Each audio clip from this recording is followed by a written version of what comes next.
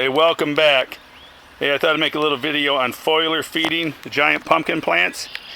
And the best way to foliar feed, if you're burning lights like I am here, the best time to feed is at the end of the day when you turn the lights off. Feed it in the next 15 minutes. Actually, right away would be good. You got about 15 minutes for the plant to really, while the stomata is still open, to take it in. And what I'm doing here is using my Mark Special Tea. Alright, it's 1 tablespoon per gallon for foliar feeding.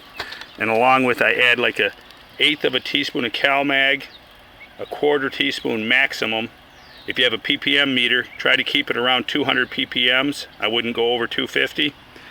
And what we'll do is you want to atomize the tip to where you're getting a fine spray. Okay, and it's a cool day today. We're not real hot, so I'm going to go ahead and do this. But on a sunny day, I would not do this in the sun. You want that fine spray to go on the bottom of the leaves to get to the stomata.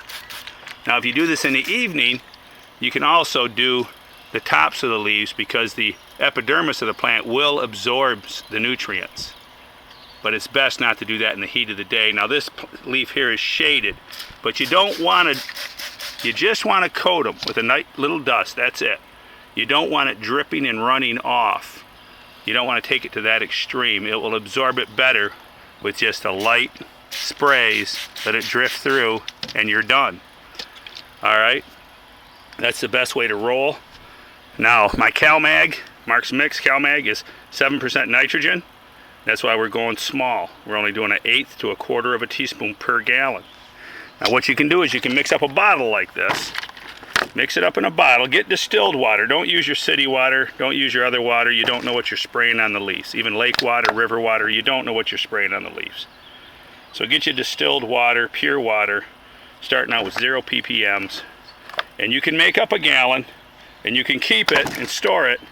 Make sure the cap is on. Keep it in a shaded, cool environment. And you can go ahead and use this for several days till the gallon's gone. Otherwise, I'd like to see you use the nutrients up immediately. But there you go. I haven't been doing this much lately. I have banged up my knee a little bit grouting the floor the other day. And so I've decided I'm not going to put down drip tape this year. I'm going to overhead water like Josiah Brandt and Ronnie Wallace do.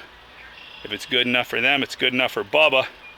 And save myself a lot of work on my knees. So you guys are going to see, I'm going to learn a new game, overhead watering game this year, which I think may be it may be all right. Drip tape's okay, but overhead watering, maybe, who knows, maybe it's better. You got to keep your mind open. Don't be closed-minded. But here we go. The Big Bubbles plant, my 2,043-pound giant pumpkin, for you that don't know. She's cruising, baby.